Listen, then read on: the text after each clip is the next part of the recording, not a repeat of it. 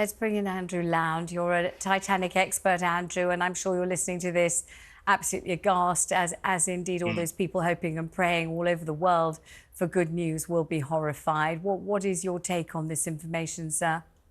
It's dreadful news because it's what we didn't want to hear is to find debris. The rear cover is there for streamlining and is sort of bolted to the main cylinder, the pressure vessel itself, and that's separated. More concerning is the fact the landing frame is off because of the way the landing frame is mechanically fitted to the main pressure vessel.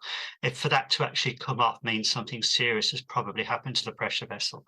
It's possibly a catastrophic implosion, which means there's some sort of a leak or something. The people on board wouldn't know an awful lot about that at those sort of depths, but it is the worst news we really wanted to hear, of a submersible going down, and suffering this kind of catastrophic failure, which sadly is beginning to look like now.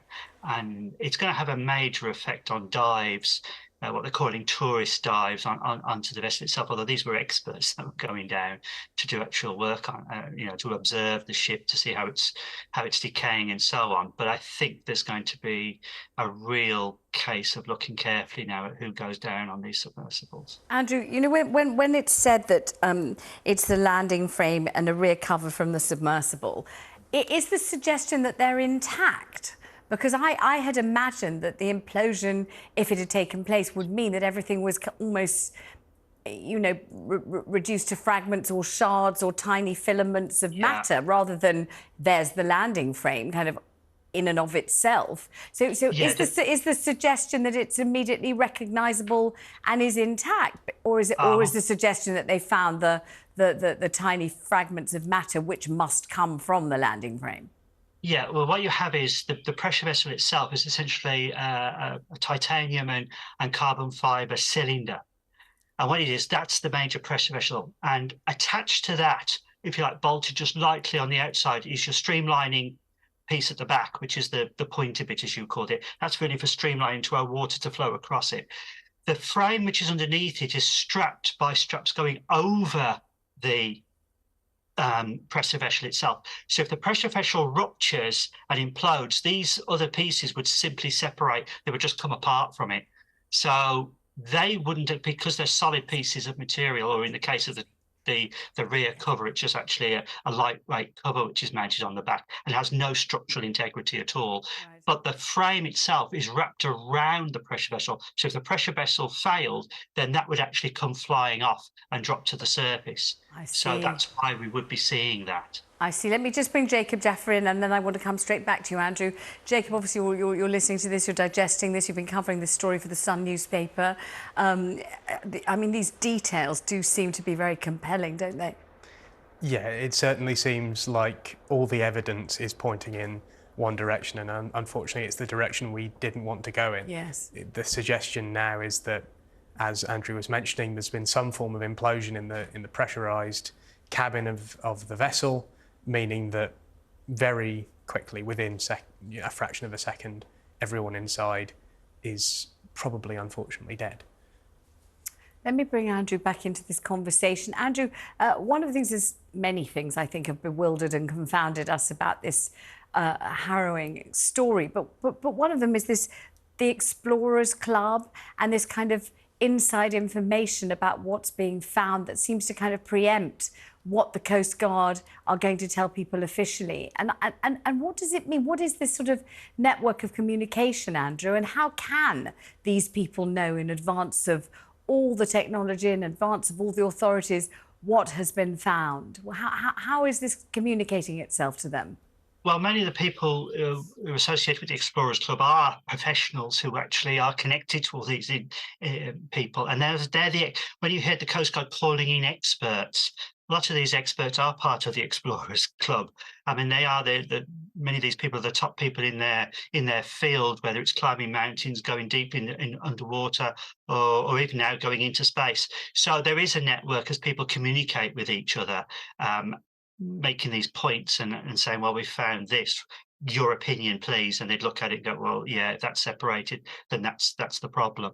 So yes, there is a natural speaking network going on. Leaking out into the public domain, I'm afraid it is the nature of the game now. I'm afraid, with the social media that we have, there's always something going to leak, and somebody's going to say, oh right, if that's true, I've heard it from you, you're in the Explorers Club, okay, let's put this out there. And you get that sort of thing going on before the official release. But yes, I wouldn't be surprised, because the Explorers Club is full of people who are really, really top notch and know what they're doing, and that's why there's Are that you network. part of the Explorers Club, Andrew? I wish I was. I don't have the financial backing to be able to do it, because I would be travelling into space and I'd be travelling deep under the ocean as well. There's research I'd like to do related to Titanic, and it's the nature of the game. This is what's quite important to actually. I mean, certainly people on board this submarine were experts in what they do, and the nature for them to do what they do means you have to dive down to these places and do it. That's the nature of the job itself, and therefore I would be very reluctant to have people just going on just because they've got plenty of money, just going for the sake of it. You have to go down there really if there's something you want to do, and that's where you get the Explorers Club being really good, because these are people who are experts. But there's work I would like to do related to Titanic, which I could do with getting down there, but it could be done with a remote vehicle in my case. Right. Let me just bring Jacob but Jaffa yeah. back into the conversation, Andrew, and then we'll probably rejoin you in just a second.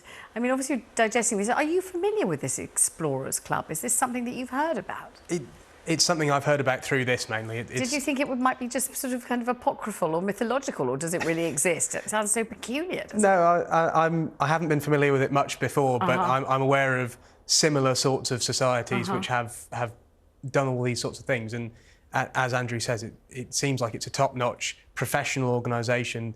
It does range from hobbyists to experts, but all but one of the passengers on board this submersible appear to have been very well experienced adventurers, the only one being the young son, the 19-year-old, yes. Solomon Darwood, who is a student. He studies at Strathclyde University, and this seems like it might have been a fairly decent introduction into the world of quite extreme adventuring, and it seems to have gone pretty tragically wrong. Certainly does. I mean, lots of people said, you know, who on earth would take a 19-year-old into an environment like that? And the answer might be somebody who loves that kind of environment and thinks that they're, you know, starting, as you quite rightly say, a whole kind of lifetime passion and love affair with the ocean and adventure and exploration, and thinks they're giving that 19-year-old the most unbelievable experience they could possibly imagine. So, you know, it's very hard, isn't it, to put yourself in the position of other people. Now, these are the 5 people missing on board the Titan. You can see their faces if you're watching this on television. And gosh, seeing the kind of row of faces like that, Jacob, just brings it home with an absolute crash and a bang, doesn't it?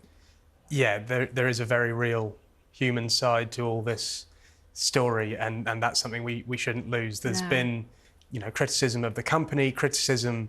I've certainly seen some pretty horrendous social media criticism of the people on board the sub, saying, you know, what the hell were they doing? They should have known.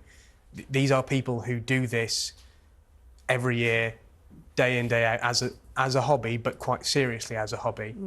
Yes, they would have known the risks, but on the other hand, you know, 5 people, it seems, have lost their lives.